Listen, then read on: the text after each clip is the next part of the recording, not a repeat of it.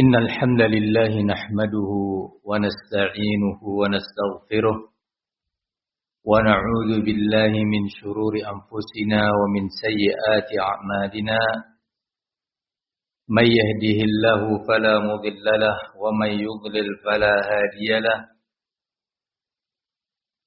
وأشهد أن لا إله إلا الله وحده لا شريك له وأشهد أن محمدا عبده ورسوله يا أيها الذين آمنوا اتقوا الله حق تقاته ولا تموتن إلا وأنتم مسلمون يا أيها الناس اتقوا ربكم الذي خلقكم من نفس واحدة وخلق منها زوجها وبث منهما رجالا كثيرا ونساء واتقوا الله الذي تساءلون به والأرحام إن الله كان عليكم رقيبا يا أيها الذين آمنوا اتقوا الله وقولوا قولا سديدا يصلح لكم أعمالكم ويغفر لكم ذنوبكم ومن يطع الله ورسوله فقد فاز فوزا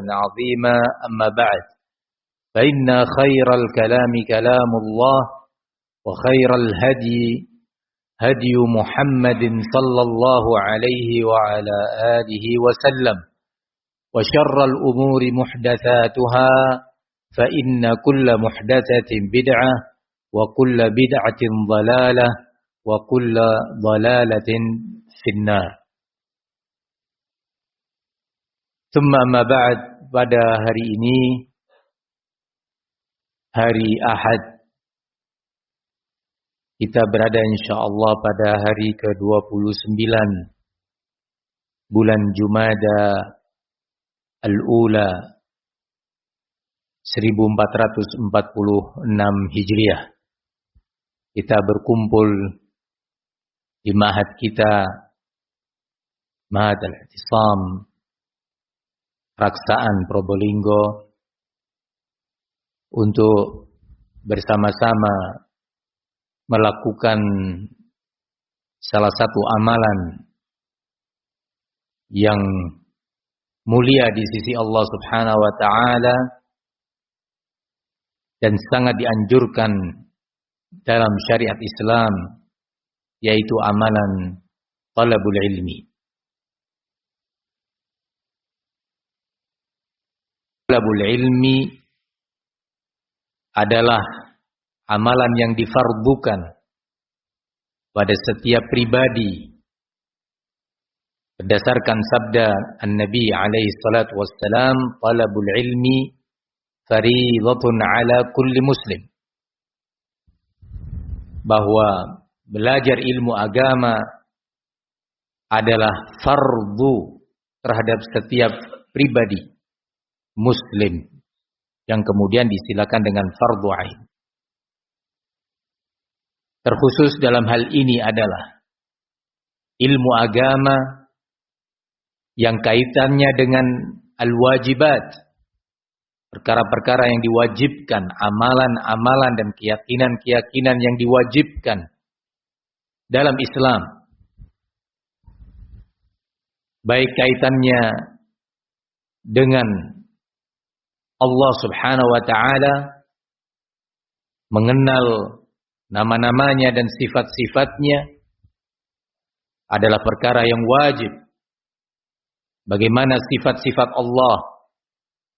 Karenanya pada permasalahan ini tidak sedikit dari umat yang jatuh dalam kemungkaran-kemungkaran, kesalahan dan kebatilan dalam perkara al-asma' was sifat, dengan darajat mutafawitah, dengan tingkatan kesalahan dan kebatilan, kemungkaran dan kebid'ahan yang bertingkat-tingkat.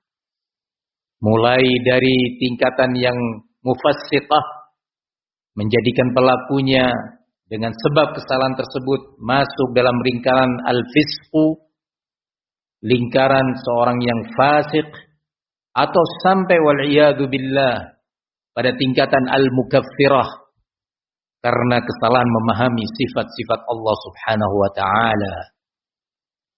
Di antaranya sebagai contoh dalam akidah ahli sunnah sejak masa Nabiuna alaihi salatu wassalam, bahkan para anbiya diajarkan, ditanamkan keyakinan bahwa annallaha mustawin ala arsyih fis sama, bahwasanya Allah itu beristiwa di atas arasy-Nya, di atas langit yang tinggi. Keyakinan yang terpatri di sanubari ahli sunnah yang diajarkan oleh Nabiuna alaihi salatu wassalam, bahkan berulang kali disebutkan di dalam Al-Quranul Karim. Tingkat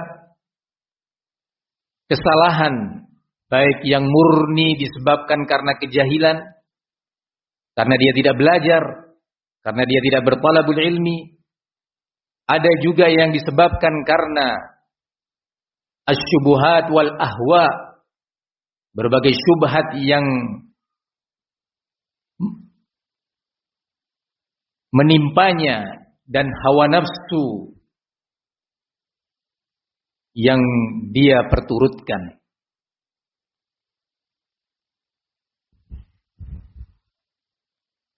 Ada di antara kesalahan tersebut yang sampai pada tingkat mufassiqah dan ada yang juga sampai mukaffirah. Tidaklah apa yang menimpa kaum al-hulul wa wahdatil wujud, yang menimpa orang-orang yang meyakini bahwasanya Allah Subhanahu wa taala berada di dalam makhluknya, bahwa Allah Subhanahu wa taala bersatu dengan makhluk-makhluknya. Tidak ada beda antara wujud Allah Subhanahu wa taala yang maha suci itu dengan wujud makhluknya. Sehingga tidak ada suatu makhluk pun kecuali di situ adalah Allah. Di atas maupun di bawah, di samping kanan maupun kiri, di depan dan di belakang. Ini salah satu contoh kesalahan memahami sifatullah Azza wa Jalla yang maha suci dan maha agung, bukan pada tempatnya. Sehingga sampai diucapkan oleh salah seorang tokoh tasawuf dan ilmu kalam seperti Al-Hallaj yang menyatakan mal kalbu wal khinziru illa ilahuna wa mar rabbu illa abidun fi kanisatihi. Tidaklah, semoga Allah selamatkan kita, maha suci Allah, subhanallah amma yaqulun, subhanallah amma yasifun. Maha suci Allah dari apa yang mereka ucapkan dan mereka yakini. Maha suci Allah dari apa yang mereka sifatkan untuk Allah Subhanahu wa taala. Dalam syairnya ini dia mengatakan, mal kalbu wal khinzir illa ilahuna. Tidaklah seekor anjing, a'udzubillah, dan seekor babi kecuali itu adalah Tuhan kita. Kenapa sampai mengatakan seperti ini? Karena keyakinan bahwa Allah berada di mana-mana dan bahwasanya Allah itu bersama makhluknya. Dan hakikat makhluk itu adalah hakikat Allah Subhanahu wa ta'ala. Tidak ada makhluk kecuali itu adalah Allah. Allah bersatu dengan alam ini. Wahdatul wujud. Dan tidaklah Ar-Rabb Tuhan itu kecuali sama dengan seorang pendeta yang ada di gerejanya. Sehingga dari sini disimpulkan pihak-pihak yang beribadah, berdoa, bersujud kepada makhluk, kepada patung, kepada jin, kepada arwah, kepada pohon, pada hakikatnya itu beribadah kepada Allah. Ya zambillah. Ini salah satu permasalahan tentang sifat-sifat Allah. Yang kita, seorang muslim, diwajibkan untuk mengenal Allah Tabaraka wa ta'ala sebagai zat yang mulia. Dengan sifat-sifatnya yang agung dan maha tinggi.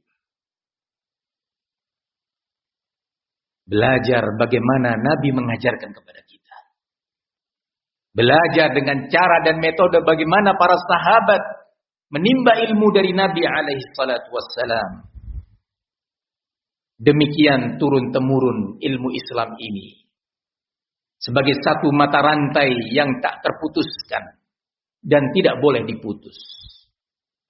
Ketika ada suatu generasi atau suatu komunitas atau suatu pribadi yang terlepas dari mata rantai pemahaman salaf pendahulu umat ini, maka dia akan jatuh terpelanting dalam berbagai kemungkaran, kebid'ahan dan penyimpangan. Ini contoh di dalam tentang apa? Kesalahan memahami sifat Allah Subhanahu wa taala. Kenapa sebabnya? Karena tidak bertolabul ilmi dengan sumber ilmu yang datang dari generasi terbaik umat ini, yang menimba ilmu tersebut dari Rasulullah sallallahu alaihi wasallam.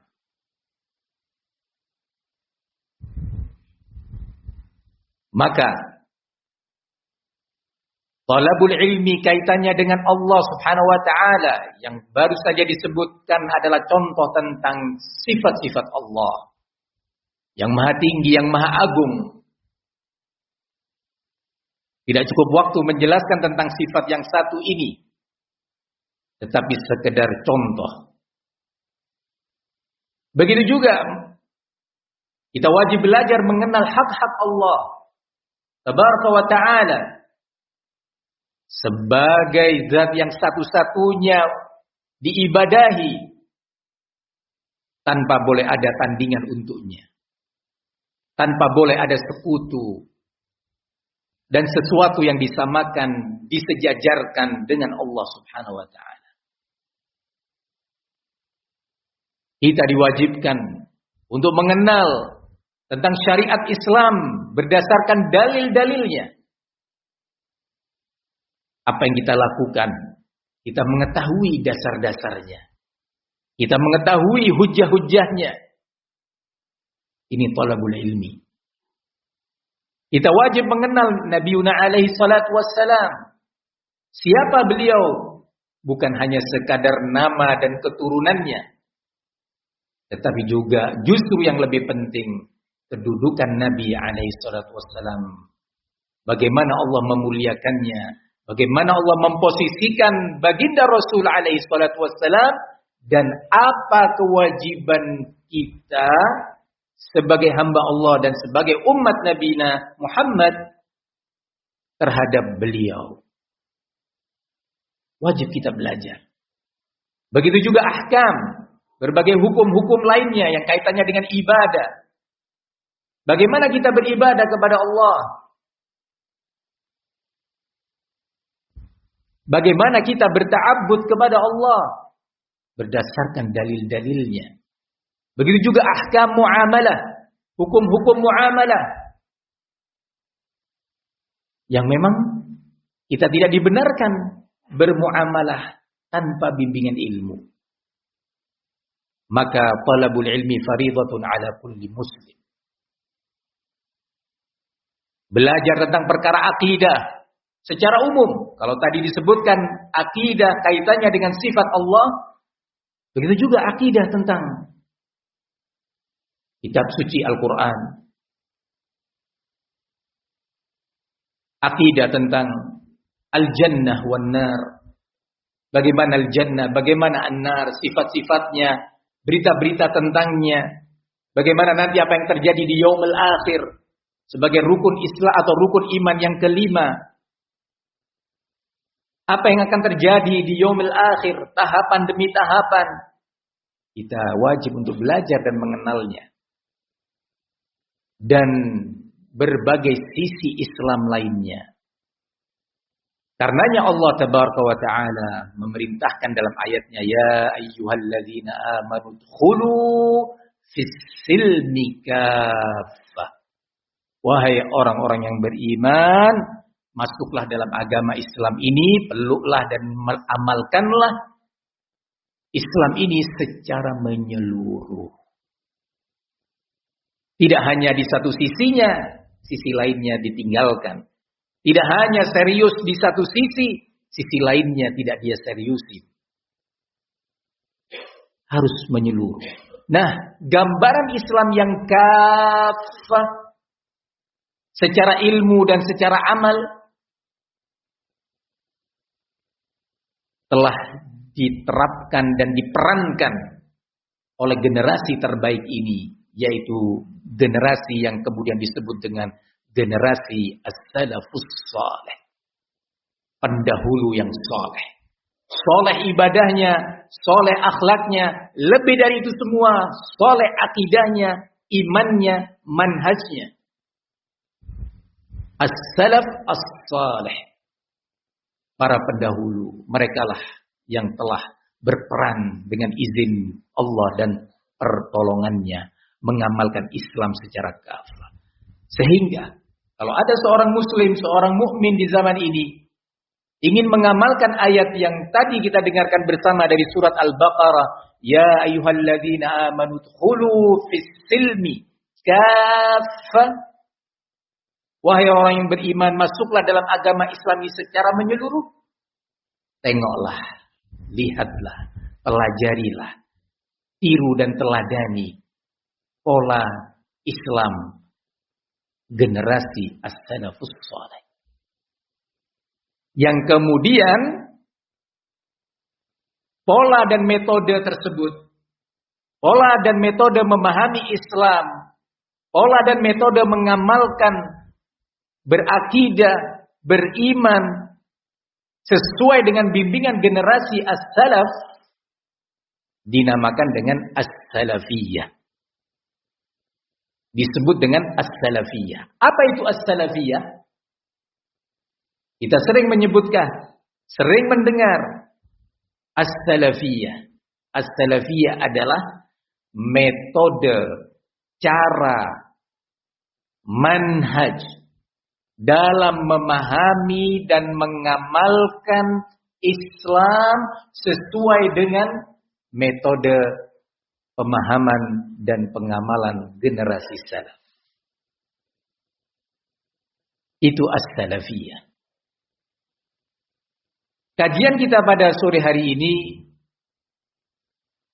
kita beri judul dengan Kilas Balik Sejarah Dakwah Salafiyah di Indonesia. Di samping kajian ini mengandung unsur belajar dari sejarah, juga dalam kajian kita ini dengan waktu yang terbatas, kita ingin mengenal beberapa poin salafiyah, beberapa metode as-salafiyah di dalam memahami Islam dan mengamalkannya. Ayyuhal hadirun rahimani wa rahimakumullah.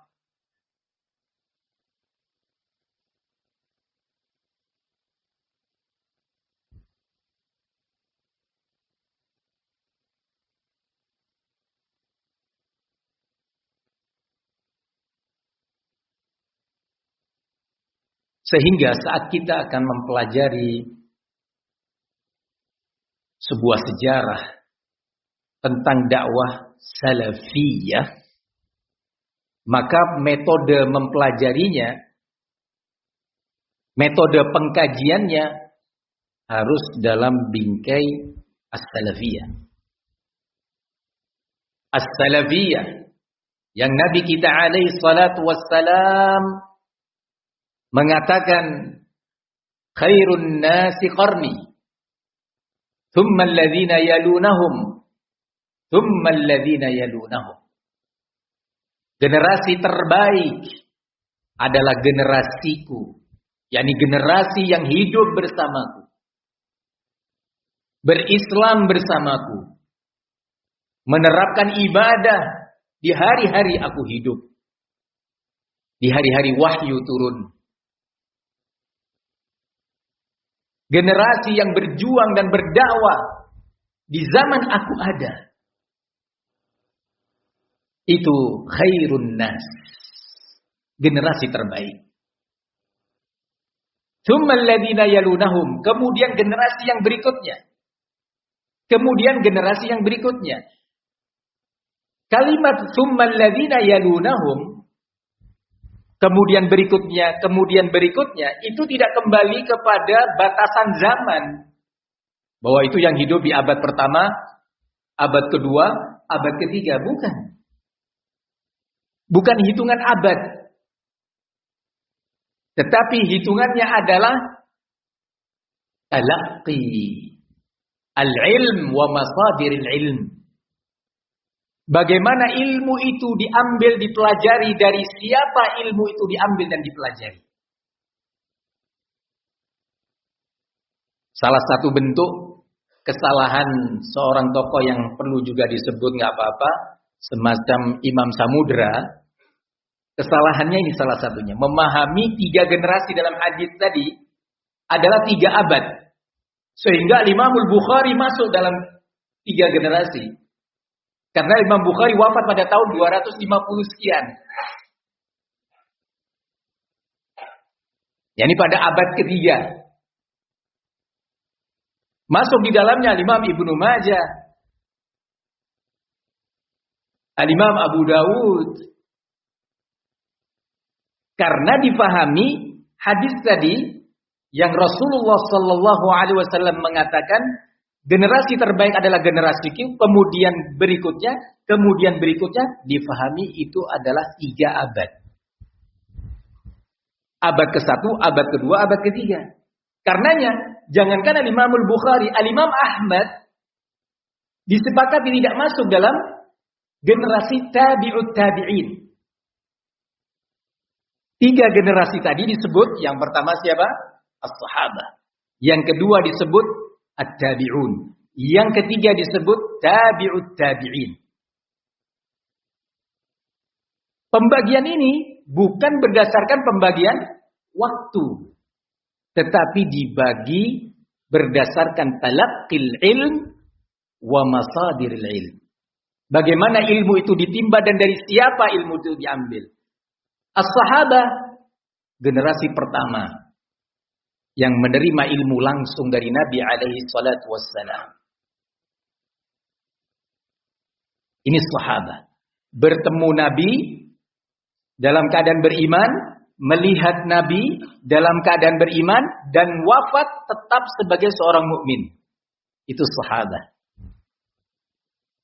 Nah, generasi berikutnya adalah generasi murid-murid as-sahabah. Yang belajar ilmu dari sahabat. Berjumpa dengan sahabat. Diberi nama siapa? Generasi at-tabi'un. Kadang disebut at-tabi'in. Generasi yang ketiga adalah murid-murid daripada at-tabi'in. Yang belajar ilmu kepada at-tabi'in. Berjumpa dengan at-tabi'in. Ini penting sebagai ma'rifah tentang as-salaf. Yang kemudian 3 generasi ini disebut dengan as-salafus salih.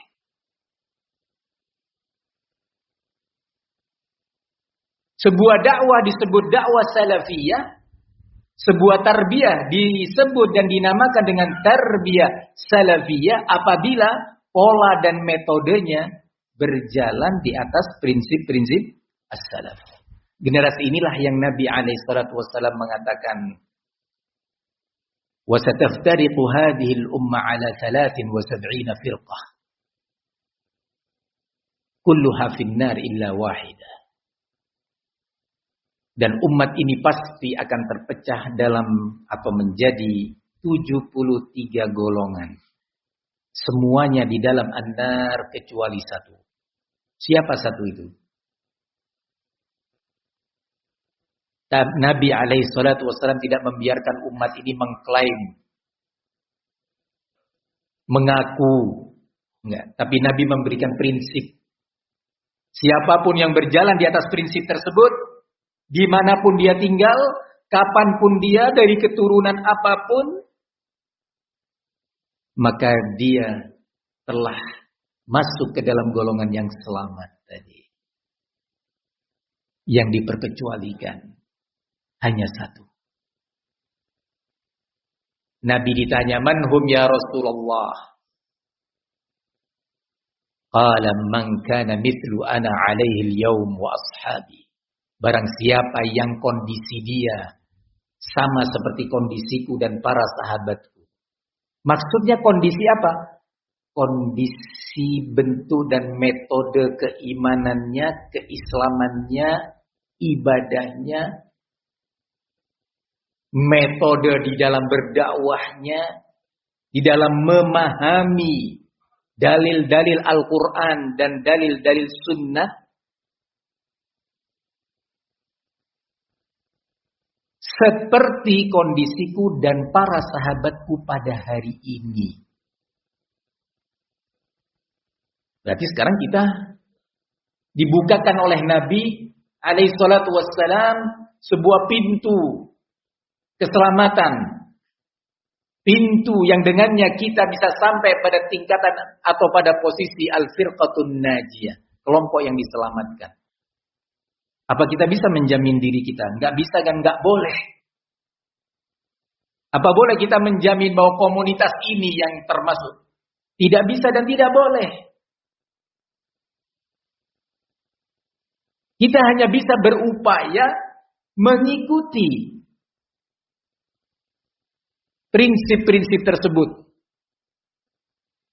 Jika benar, jika sesuai, dan semua itu dilakukan berjalan di atas prinsip keikhlasan dan kelurusan hati. Ini urusan hati kalau ini. Ya. Maka dia masuk dalam al-firqatun najiyah. Al-firqatun najiyah, kelompok yang selamat itu tidak bisa dibatasi dengan alma mater tertentu. Atau dibatasi dengan nama-nama, papan-papan. Tidak. Atau sosok-sosok tertentu. Tidak. Tetapi itu berdasarkan prinsip yang diletakkan oleh Nabiuna alaihi salatu wassalam dalam hadis terakhir yang kita dengarkan. Makanya tema kita sekali lagi, kilas balik sejarah dakwah salafiyah di Indonesia. Salafiyah. Barang siapa yang menjadikan dakwahnya, pola pendidikan tarbiyahnya, akidahnya, cara dia, metode dia di dalam memahami Islam, memahami dalil-dalil, mengikuti jejak generasi as-salaf, as-sahabah, at-tabi'un dan tabi'ut tabi'in, maka dia masuk atau dikategorikan dakwahnya, tarbiyahnya sebagai dakwah salafiyah.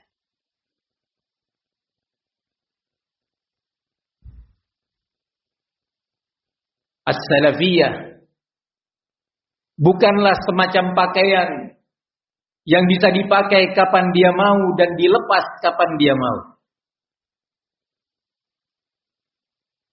As-salafiyah tidak lain adalah Islam yang kafah. Nggak boleh dipakai semau kita dengan cara kita memakainya sembarangan. Bagian atas dijadikan bawah, samping kanan dijadikan samping kiri, bagian dalamnya dijadikan luarnya. Nggak bisa, itu bukan salafiyah. Tapi ada cara memakainya yang benar. Dan memang dia harus dipakai sampai datang kepada kita al-yaqin, yaitu al-maut. Yang Allah perintahkan dalam ayatnya, wa'bud rabbaka hatta ya'tiyakal yaqin. Beribadalah engkau kepada Rabbmu sampai datang kepadamu al-maut, kematian. Bagaimana bentuk ibadahnya? Mengikuti jejak generasi terbaik. Jadi salafiyah bukan sesuatu yang bisa diklaim tanpa ada bukti. Salafiyah bukanlah sesuatu yang bisa diucapkan tanpa ada penerapan.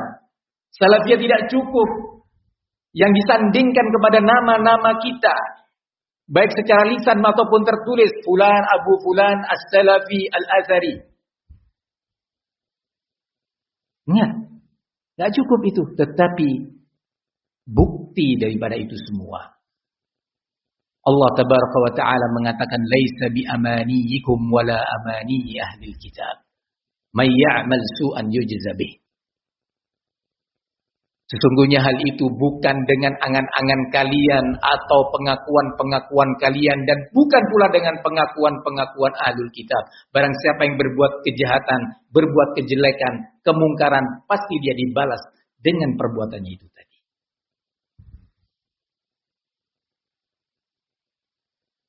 Ini penting sebagai dasar kita mempelajari sejarah. Dakwah salafiyah.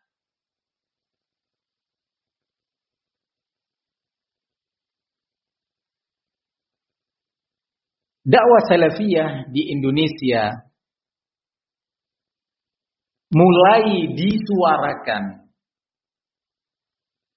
dalam bentuk ada keinginan dan komitmen untuk berpegang teguh dengan manhajus salaf dan meninggalkan segala bentuk amalan, segala bentuk pola tarbiyah, segala bentuk dakwah atau metode dakwah yang menyelisihi manhajus salaf. Itu kurang lebihnya pada awal tahun 90. Ada yang mengatakan tahun 88, ada yang mengatakan tahun 89, kurang lebihnya pada tahun-tahun tersebut.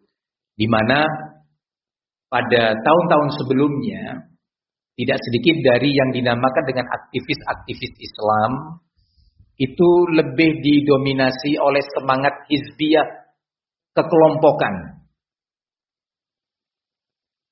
Yang itu kelompok-kelompok yang ada yang lahir dan muncul sebagai kelanjutan pola pikir, bukan kelanjutan organisasi, tetapi kelanjutan pola pikir dari gerakan NII dan yang sejenisnya. Yang kemudian mereka sendiri akhirnya terkelompok-kelompok. Bermula dari pola pikir seperti itu jika kita hitung sumber lokal. Walaupun kemudian ternyata tidak dipungkiri bahwa keberadaan kelompok-kelompok hizbiyah itu juga diwarnai oleh pola-pola pikir yang datang dari luar, yang teradopsi dari luar. Siapa yang dari luar? Semisal pola pemikiran kelompok Al-Ikhwanul Muslimin yang didirikan oleh Hasanul Banna, yang memiliki pola pikir, pola dakwah, pola tarbiyah, pola perjuangan berdasarkan prinsip-prinsip kelompok tersebut. Al-Ikhwanul Muslimin dalam perjalanannya terbagi menjadi dua sayap. Sayap pergerakan militer dan sayap pergerakan politik. Dalam pergerakan sayap militer, Ikhwanul Muslimin, banyak peristiwa-peristiwa pembunuhan, peledakan, pengeboman yang dilakukan. Pembunuhan terhadap turis-turis asing, pembunuhan terhadap diplomat-diplomat asing, sampai di antaranya pembunuhan kepada Presiden Mesir Anwar Sadat.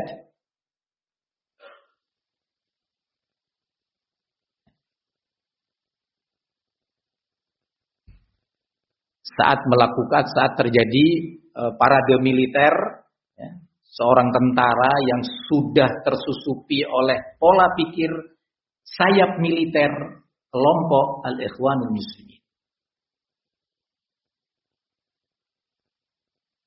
Sementara dari sayap politiknya, kelompok Al-Ikhwanul Muslimun membentuk partai politik. Nah, dalam sayap yang ini, sayap kirinya, ya, kalau tadi sayap kanannya, al-ikhwanul muslimun benar-benar menanggalkan pakaian al-wala wal bara. Prinsip-prinsip keislaman banyak yang ditanggalkan. Kalau ini ekstrim dalam mengkafirkan, memvonis pihak lain dengan vonis kufur, nampak nazaat takfiriyahnya, akidah-akidah takfirinya. Kalau yang kedua berbeda wajahnya. Dalam partai politiknya mereka menggait, merekrut non-muslim, merekrut kaum Nasoro. Bahkan sekretaris pribadi pimpinan utama kelompok Ikhwanul Muslimin Hasanul Banna dalam partai, sekali lagi, dalam partai itu seorang Nasrani, seorang Kristen. Ini sayap politiknya, berbeda jauh. Tetapi semuanya mengkerucut komando dan keputusan-keputusan itu kepada Hasanul Banna. Luar biasa. Bagaimana dua gambaran ini, tarafai naqid. Dua sisi yang bertentangan 180 derajat. Yang ini ke barat, yang itu ke timur. Dua-duanya berjalan. Nah, setelah wafatnya Hasanul Banna, terjadi perpecahan besar-besaran di kelompok Ikhwanul Muslimin, dan terbentuklah di situ kelompok-kelompok pecahan yang ini sampai berpengaruh ke berbagai belahan dunia. Tidak luput Indonesia. Pada sayap militernya kemudian muncul tokoh-tokoh jihadiyin, kelompok-kelompok jihad, yang sampai pada tingkatan semacam Usama bin Laden dan yang bersamanya. Aiman al-Bawahiri, kalau sebelumnya Abdullah Azzam.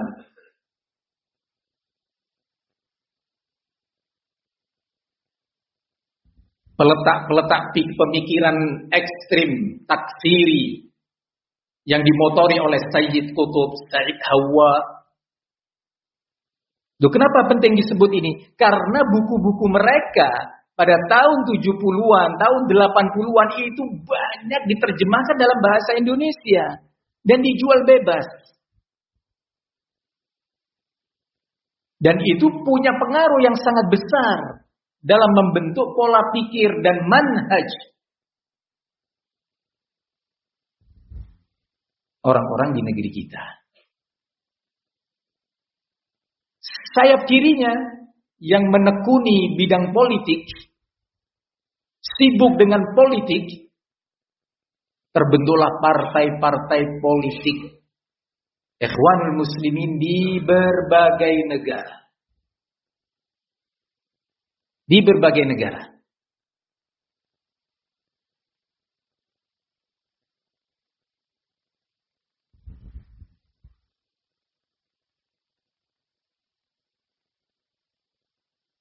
Perlu saya contohkan kisah pada tahun kurang lebih 2007.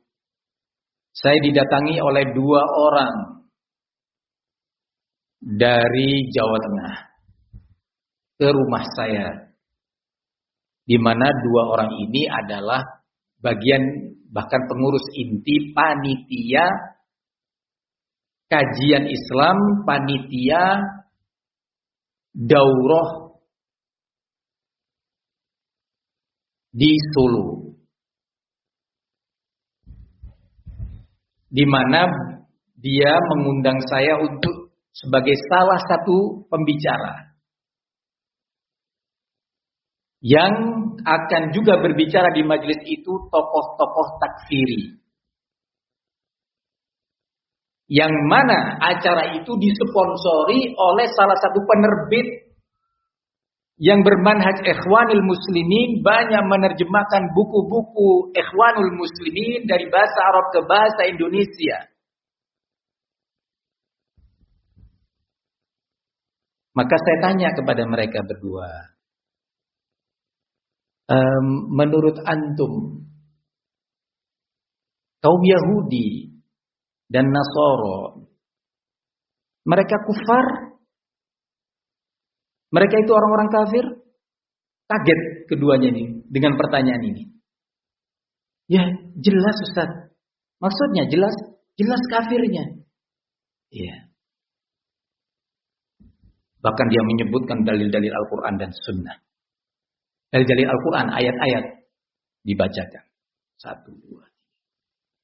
Kemudian saya tanya lagi, bagaimana menurut Anda ketika ada seorang mengatakan bahwa peperangan kita melawan Yahudi di Palestina bukanlah peperangan agama, bukanlah peperangan yang berdasarkan akidah. Tidak lain itu dikarenakan mereka merampas tanah kami, tanah kita. Wah, nggak benar ini. Ini nggak sesuai dengan akidah Islam. Tahukah Anda siapa yang mengucapkan ini? Belum tahu. Lanjut dulu.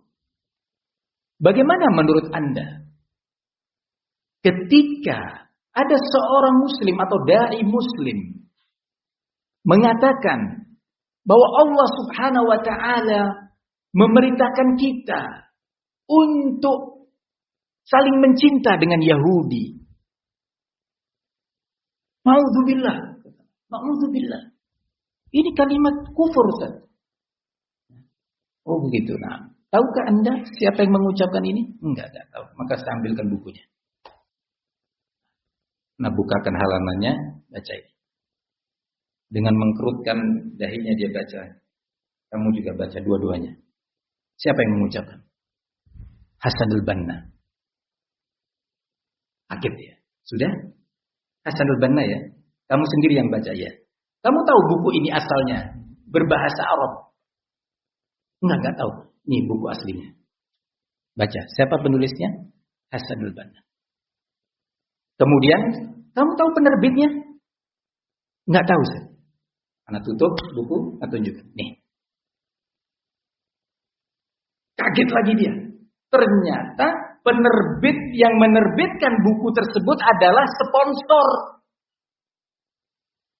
acara yang akan diadakan. Sementara Anda berdua mengklaim mau membela Islam, mau berjuang. Bagaimana dengan ucapan ini? Kalau ucapan tadi bersumber dari seorang akademisi ilmu umum, dari seorang dokter atau seorang teknokrat, itu pun salah. Tapi mungkin masih diberi uzur. Kalau ini ucapan seorang tokoh besar, tokoh Islam, tokoh perjuangan, demikian disebut-sebut. Bagaimana menurut Anda? Ya na'udzubillah. Jadi, dan Anda sebutkan alasan-alasan yang lainnya, mohon maaf. Saya tidak bisa memenuhi undangan saudara. Kemudian, ayuhal ikhwah. Nah, dari mereka-mereka ini tadi mengakui bahwa pola dakwah, pola tarbiyah dan kegiatan-kegiatan mereka itu adalah kembali kepada prinsip salaf. Dakwahnya adalah dakwah salafiyah atau salafi. Sehingga jangan heran kalau sekarang ada yang menilai, ya, bahkan mendiskreditkan salafiyin, dikatakan sebagai takfiri, ya, karena memang adanya unsur-unsur ini tadi. Jenis-jenis yang seperti ini. Nah, kembali sekarang kita kepada yang tadi saya sebutkan tahun atau awal tahun 90-an. Nah, pada tahun-tahun itu mulai ada kesadaran. Nanti ini ujung-ujungnya akan kita sebutkan atau antum akan mengetahui apa sih sebenarnya perbedaan kita ini dengan para dai-dai dari radio dan TV Roja dan yang sejenisnya. Karena sekarang banyak teman-teman kita yang baru nih, baru mengenal dakwah salaf 5 tahun, 10 tahun, 15 tahun. Belum tahu sejarah. Sehingga dia nggak ngerti. Kenapa disebut sururi? Nggak ngerti. Apa itu? Apa akibatnya? Bagaimana pandangan akidah Al-Quran dan Sunnah terhadapnya? Bagaimana ulama kita membimbingkan dari sekian kasus atau dari kasus yang ini ke kasus berikutnya? Nah, pada tahun awal 90-an tersebut, mulai ada kesadaran dalam tanda kutip. Bahwa pergerakan-pergerakan kelompok-kelompok ini tidak sesuai dengan manhaj salaf. Metode beragamanya generasi salaf. Sehingga pada waktu itu ada kalimat, fulan alhamdulillah sudah tasallafa. Fulan sudah tasallaf. Tasallaf itu artinya menjadi salafi.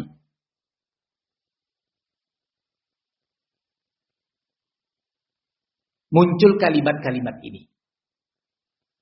Tahun 91, 92. Nah, kemudian barakallahu fikum.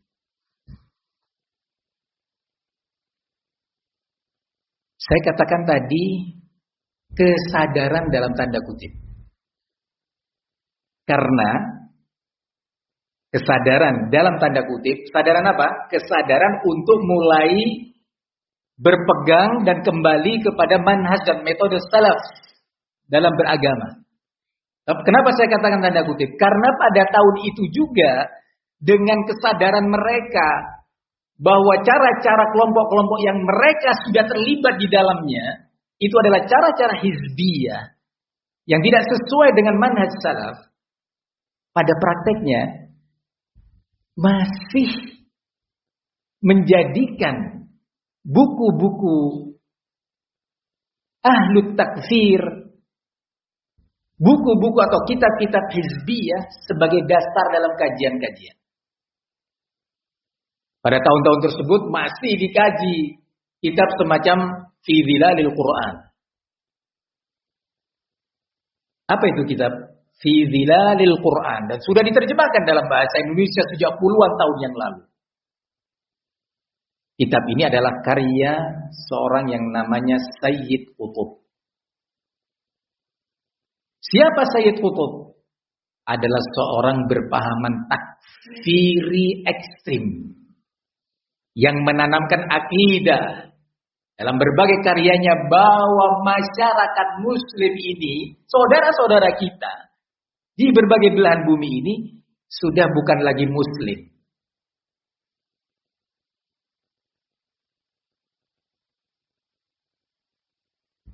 Tidak lagi dikatakan sebagai muslim, dikatakan sebagai orang-orang yang murtad. Itu ditanamkan prinsip ini oleh Sayyid Qutb. Di sisi kedua, Sayyid Qutb juga menanamkan bahwa pemerintah-pemerintah negara-negara muslimin yang ada di belahan bumi ini bukan lagi sebagai negara muslim, tetapi sebagai daulah kafir, negara kafir yang tidak boleh dibiarkan. Nah,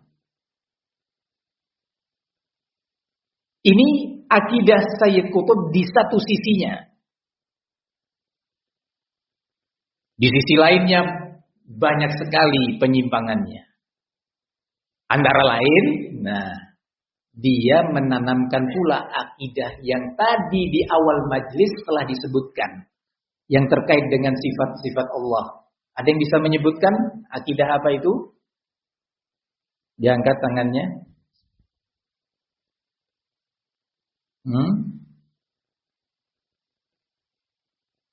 Takut, malu, sungkan, apa? Padahal bisa semua nih jawabannya. Hah? Bukan.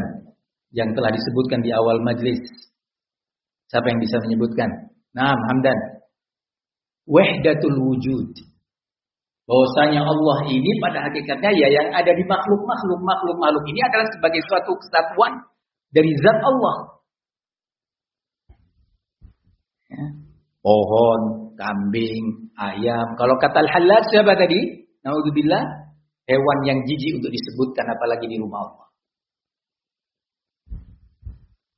Sayyid Qutb termasuk yang menyuarakan akidah ini di sejumlah karyanya. Sayyid Qutb juga mengatakan bahwa Umar Ibn Khattab adalah pencetus komunisme pertama, sosialisme. Umar Ibn Khattab sebagai pencetus sosialisme. Dan berbagai akidah menyimpang lainnya butuh waktu tersendiri untuk membahasnya. Insyaallah Ustaz Harisman dan Ustaz Sofia, Ustaz Qasim bisa menyampaikan ini di waktu khusus. Nah, ternyata pada awal-awal tahun tersebut masih dikaji kitab-kitab karya Sayyid Qutb. Padahal sudah ada kemauan dan kesadaran untuk kembali kepada metode salaf dan meninggalkan kelompok-kelompok hizbiyah. Ada kesadaran dari beberapa kelompok. Sadar. Termasuk dikaji pula kitab semisal atau dijadikan rujukan kitab Sa'id Hawa. Kitab Abul A'la al-Maududi yang kemudian dibantah oleh Syekhuna Rabi dalam kitabnya yang masyhur, yang terkenal, Manhajul Anbiya'i fi Da'wati ila Allah. Fihi al-hikmatu wal 'aql. Pola dakwah para nabi-nabi Allah dalam berdakwah. Bagaimana polanya? Beliau menulis kitab itu, inti utamanya adalah membantah pola pikir Abul A'la al-Maududi, seorang tokoh dari Pakistan atau India. Ini punya pengaruh dalam pola pikir muslimin di Indonesia. Pola pikir yang ekstrim. Nah, salah satu yang dikaji pada awal-awal tahun 90-an itu adalah kitab Sifatul Ghuraba. Karya seorang tokoh sururi takfiri Salman Al-Audah yang sudah pernah ditangkap oleh pemerintah Saudi dan dipenjara. Tokoh muda pada waktu itu, sekarang sudah tua.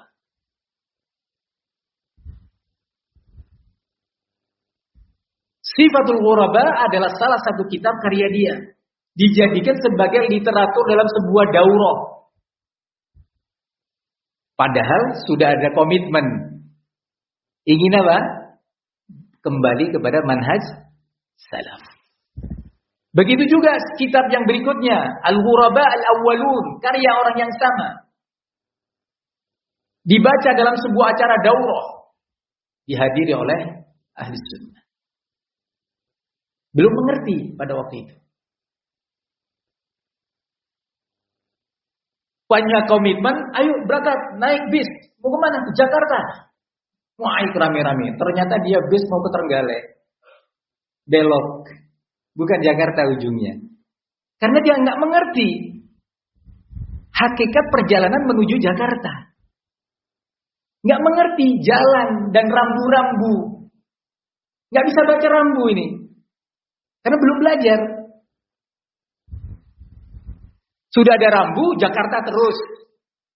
Nah, kalau kiri beloknya ke sini, keluar tol ke sana.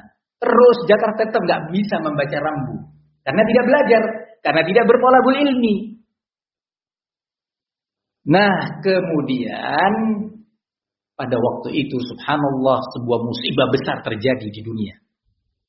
Menguak, menyingkap sebuah permasalahan besar. Apa itu? Peristiwa Perang Teluk, di mana pada tahun 90 Saddam Hussein menyerang Kuwait. Singkat cerita, pada waktu itu disepakati untuk mendatangkan tentara koalisi dari PBB. Di situ mulai muncul Orang-orang yang ternyata sekian tahun ini sudah terdidik dengan pola dan manhaj al-Ikhwanul Muslimin. Di Saudi, di Kuwait, di Yaman, di Emirat, termasuk di Indonesia. Orang-orang yang sudah memiliki bibit-bibit ekstrim, bertindak murni berdasarkan emosi dan semangat tanpa diiringi keilmuan, apalagi mau mempedulikan bimbingan para ulama.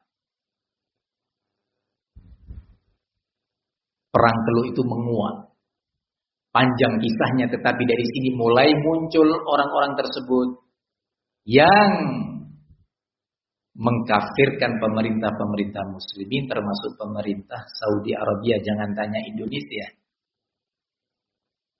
Pemerintah Saudi yang sudah menerapkan syariat Islam dalam banyak halnya, itu pun sudah divonis daulah kafir, negara kafir.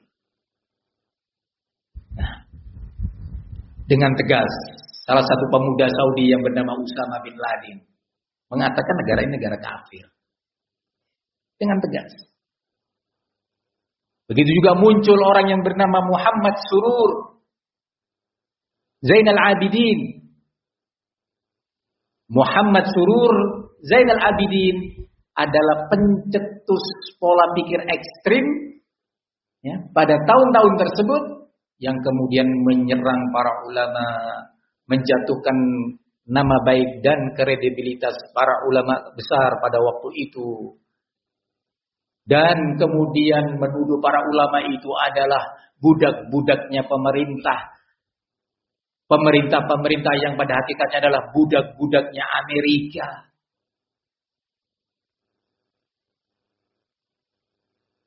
Banyak syubhat yang beredar pada waktu itu. Tetapi kita membahasnya secara global aja. Tadi tokoh yang sudah disebutkan siapa namanya? Muhammad Surur. Gampang diingatnya Muhammad Surur aja. Nah, Muhammad Surur inilah yang kemudian menanamkan semangat pemberontakan, semangat pengkafiran, ya, yang terpola dengan manhaj dan metode beragama kelompok Al-Ikhwanul Muslimin. Kemudian lahirlah kelompok yang dinamakan oleh ulama kita dengan As-Sururiyah. Termasuk di dalamnya nama Salman Al-Auda, penulis dua kitab yang tadi disebutkan, yang dijadikan dasar beberapa daurah pada awal-awal tahun 90-an. Kitab Sifatul Ghuraba dan Al-Ghuraba'ul Awwal. Ada nama-nama lain selain nama tadi yang menganut paham Sururiyah. Sururiyah nisbah kepada siapa? Muhammad Surur. Orang dari negeri Syam, dari Syria kurang lebihnya, hidup nyaman tinggal di negara Saudi, ternyata mendidik pemuda-pemuda di Saudi dengan pola pikir ekstrim. Alhamdulillah banyak yang terselamatkan setelah para ulama memberikan fatwa-fatwa dan peringatan serta nasihat. Tapi intinya Muhammad Surur ini menjadi tidak betah hidup di negara Saudi, hijrah. Kalau hijrah itu dari negara muslim, dari negara kafir ke negara muslim, kan gitu. Hijrah dari Saudi ke Inggris. Merasa sempit hati, tidak nyaman, tinggal bersama muslimin, terdengar suara azan 5 waktu, didirikan sholat berjamaah, puasa Ramadan, haji, dan yang lainnya, milih lebih betah tinggal di London. Melakukan aktivitas dakwahnya, dalam tanda kutip, atau pergerakannya, dari pusat komandonya di mana? Di London, Inggris. Ini sudah suatu masalah. Ini sudah suatu penyimpangan yang gak beres pada akidah. Kemudian dari situlah Muhammad Surur terus menanamkan racun-racunnya melalui beberapa kegiatan, antara lain menulis karya-karya yang disebarkan ke berbagai penjuru dunia. Mereka memiliki sebuah yayasan yang bernama Al-Muntada Al-Islami, sebuah yayasan dana sosial dakwah. Dana sosial dakwah. Kemudian mendirikan anak-anak perusahaan kalau dalam dunia bisnis atau anak-anak organisasi di berbagai negara, termasuk di Indonesia. Punya sebuah majalah namanya Majalah As-Sunnah. Ingat baik-baik, majalah yang diterbitkan oleh kelompoknya Muhammad Surur atau kelompok Sururiyah, apa namanya? As-Sunnah. Ingat baik-baik. Di dalamnya ditanamkan akidah ekstrim takfiri. Di dalamnya ditanamkan bagaimana umat ini menjauh dari para ulamanya. Dijatuhkan kredibilitas dan kehormatan para ulama. Syekh bin Baz, Syekh Al-Utsaimin, Syekh Al-Albani, Syekh Al-Luhaidan, Al-Lajnatud Daimah, dan yang lainnya. Pada tahun-tahun tersebut. Nah, kemudian bangkit para ulama. Mengeluarkan fatwa-fatwa, bahkan karya tulis. Di antara yang bangkit menulis karya-karya tulis, menguak dan menyingkap akidah Sayyid Qutb, akidah Muhammad Surur, As-Sururiyah, Salman Al-Auda, Safar Al-Hawali, Nasir Al-Umar, dan yang lainnya dari tokoh-tokoh yang ada pada waktu itu adalah Al-Syeikh Al-Allamah Rabi' bin Hadi Al-Madkhali. Nama ini muncul ketika masih hidupnya nama-nama besar. Ibn Baz, Al-Utsaimin, Al-Albani, Al-Haidan, dan yang lainnya tadi. Nama ini muncul pada waktu itu. Tahun 93, 94. Ya, ini berarti sudah 30 tahun yang lalu. Pada waktu itu umur Syekh Rabi' mungkin masih 66 tahun. Masih kuat. Sekarang saya sudah umurnya 95 tahun. Pada tahun-tahun itu Syekh bin Baz sudah umurnya di atas 80 tahunan. Sesepuh. Nah, Al-Albani juga demikian. Ini adalah guru-guru daripada Syekh Rabi'. Nah, Syekh Rabi' melakukan penelitian besar-besaran terhadap karya-karya Sayyid Qutb. Kenapa dimulai dari Sayyid Qutb? Karena orang ini punya peran besar dalam menanamkan akidah ekstrim takfiri, pengkafiran terhadap saudara-saudara kita muslim, pengkafiran terhadap negara-negara muslimin, yang mengakibatkan kegaduhan di berbagai belahan bumi. Ini orangnya, Sayyid Qutb. Maka Syekh Rabi' menulis kitab berjilid-jilid tentangnya. Wah, meledak dunia. Termasuk yang kena pada waktu itu adalah nama-nama semisal Salman Al-Auda, Safar Al-Hawali, dan yang bersamanya. Ternyata karya-karya ini membuat kepanasan banyak pihak di berbagai negara, di Mesir, di Pakistan, di India, di Afrika, di beberapa negara Arab sekitar sana, di Afrika semisal di Aljazair, Libya, Tunisia, Maroko. Banyak yang kepanasan dengan tulisan Syekh Rabi', termasuk di Indonesia. Nih, perhatikan baik-baik nih sejarah ini. Jadi kalau ada yang sekarang ini, apa sih Sururiyah kok sama kok, sama-sama pakai jubah, pengajiannya juga sama, mengajarkan kitab tauhid. Kalau menyebutkan hadis ini sahih, disahihkan oleh Al-Imam Al-Albani, sama kok. Kenapa? dikatakan berbeda. Ini persimpangan jalannya. Kita harus paham persimpangan jalan. Di mana mulai terjadi belokan itu tadi, tikungan itu. Pintu keluar tol itu di mana titiknya? Ya. Nah, pada waktu itu kepanasan, termasuk di Indonesia. Kenapa? Karena nama-nama ini dan karya-karyanya sudah terlanjur masuk ke Indonesia dan diminati. Memang menarik. Salman Al-Auda bukan sembarang orang. Memang orang diberi kelebihan oleh Allah, pinter. Sampai dielu-elukan, ini akan menjadi pengganti dan penerus Syekh Abdul Aziz bin Baz. Ini Ibn Baz kecil. Ibn Baz muda. Luar biasa pada waktu itu. Dielu-elukan orang ini. Yang sekarang ceritanya sejak mungkin sudah 20 tahun terakhir ini, 15 tahun terakhir ini termasuk provokator yang memanas-manasi pemuda untuk berangkat ke Syria, bergabung dengan ISIS. Nah ini ujung-ujungnya. Ketika membangkang kepada para ulama dan nasihat ulama.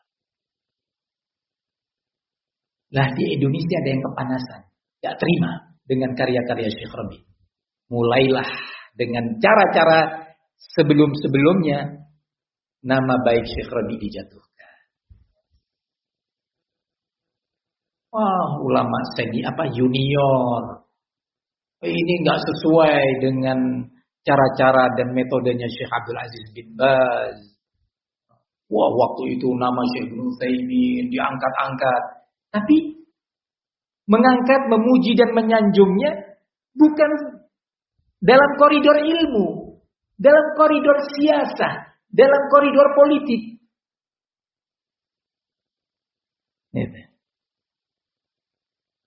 Untuk menjatuhkan nama-nama ini yang dianggap ulama muda pada waktu itu. Di Indonesia mulai ada yang kepanasan. Ketika karya-karya Syekh Rabi tadi yang menguak, menyingkap akidah Sayyid Qutb. Begitu juga akidah Salman Al-Auda dan yang bersamanya. Kepanasan. Oh, ini ulama muda, nggak perlu kita membacanya.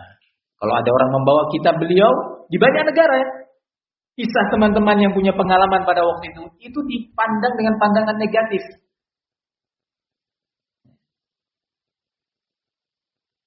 Oh, ini pengikutnya Madakhilah, ini pengikutnya Rabi. Demikian cemooh-cemooh itu sampai keluarlah fatwa dari Al-Allamah Al-Muhaddits Muhammad Nasiruddin Al-Albani rahimahullah. Beliau mengatakan, aku sudah menelaah karya-karya Dr. Rabi Al-Madkhali. Aku tidak menemukan dalam karya-karyanya itu satu kesalahan pun. Yang pada poin-poin itu kita satu dan sejalan dengan Dr. Rabi. Dan aku menyimpulkan bahwa justru orang-orang yang mengkritisinya yang salah. Ini yang mengucapkan bukan orang yang biasa ongkang-ongkang, duduk, cuma baca-baca kitab. Enggak, ini peneliti besar. Nama ini, nama peneliti besar. Yang sudah terbiasa hidupnya dengan meneliti karya-karya ulama. Jadi kalau baca itu betul-betul ditekunin. Nggak ada waktu ngobrol, ngopi, ngeteh. Nggak ada waktu. Ya. Butuh waktu tersendiri nanti asatidzah ya, di Raksan mengisahkan tentang siapa itu Al-Imam Al-Albani. Sehingga ketika disebut nama ini nggak sembarangan. Jangan dianggap sama dengan penceramah. Enggak, bukan penceramah, bukan khotib Jumat, bukan pengisi tabligh akbar. Seorang peneliti besar. Jadi ketika beliau mengatakan aku telah menelaah, nih, enggak main-main. Karya-karya Dr. Rabi Al-Madkhali. Aku dapati sebagai kitab yang bagus dan aku tidak menemukan kesalahan. terkait permasalahan-permasalahan yang dikritisinya. Dan kata Imam Al-Albani, pembawa, pengibar bendera panji al-jarh wa ta'dil dengan benar pada masa ini, pada generasi ini adalah Dr. Rabi Al-Madkhali. Yang mengatakan ini bukan mahasiswa. Yang memuji ini bukan dokter yang selevel. Gurunya. Dan beliau, Syekh Al-Albani mengucapkan ini bukan karena tertarik dengan ceramahnya. Enggak. Tadi saya katakan memang peneliti. Berikutnya keluar dari Syekh Abdul Aziz bin Baz. Berikutnya keluar dari Syekh Al-Utsaimin. Syekh Al-Utsaimin ditanya dalam sebuah ceramah beliau, wahai Syekh, bagaimana pendapat antum dan nasihat antum tentang seorang tokoh yang disebut dengan Sayyid Qutb? Apa jawaban Syekh Rabi? Syekh Al-Utsaimin. Jawaban Syekh Muhammad bin Shalih Al-Utsaimin. Secara umur di atas Syekh Rabi. Kalau hidup sekarang sudah di atas 100 tahun umurnya. Wafat kurang lebih pada tahun 2000. 24 tahun yang lalu. Kata Syekh Al-Utsaimin, aku bukan termasuk orang yang rajin membaca karya-karya Sayyid Qutb. Nih. Diletakkan posisi beliau. Walaupun seorang ulama besar, tapi beliau katakan, bukan faknya, bukan spesialis dia di situ. Aku bukan termasuk orang yang banyak membaca dan meneliti karya-karya yang orang yang bernama Sayyid Qutb. Nah, silahkan baca karya-karya Dr. Syekh Rabi yang telah melakukan penelitian. Terbungkam banyak pihak. Karena mau digambarkan oleh para sururiyin, metode Syekh Rabi berseberangan dengan metodenya para ulama senior. Dan itu sampai ke Indonesia. Ucapan-ucapan ini sampai kepada pihak-pihak yang kemudian kita sebut sebagai sururiyin pada waktu itu. Kalau yang sekarang ini sudah ceramah ke sana kemari di YouTube itu banyak, dulu masih sekolah SMA pada waktu itu. Belum kuliah di Madinah atau di mana. Masih sekolah SMA. Jadi belum tahu ini kisah kejadian pada awal-awal dulu. Ayyuhal ikhwah barakallahu fikum. Ini bagian sejarah pertama. Dan tadi saya katakan bahwa, atau saya katakan sekarang, kita karena waktu yang terbatas, kita hanya bisa berbicara global. Kalau kita mau ke Jakarta, kita lewat tol aja. Ini belum keluar di pintu keluar mana, berbagai kota. Probolinggo keluar Probolinggo Barat, keluar lagi turun, keluar di mana, Grati, keluar Pasuruan, untuk mengetahui gimana sih Pasuruan, gimana sih Bangil, ya, gimana nanti Nganjuk. Nggak cukup waktu. Tapi penting suatu waktu kita keluar pintu tol itu. Biar tahu nih, lebih banyak lagi. Sekarang kita di tol utama. Sampai pada fitnah yang dinamakan kemudian dengan fitnah sururiyah. Ini adalah kajian pertama atau sesi pertama. Insyaallah kita lanjutkan biidznillah ba'da al-maghrib. Wassallallahu wasallam wa barak ala nabiyyina Muhammad wa ala alihi wa sahbihi wasallam. Walhamdulillahi rabbil alamin.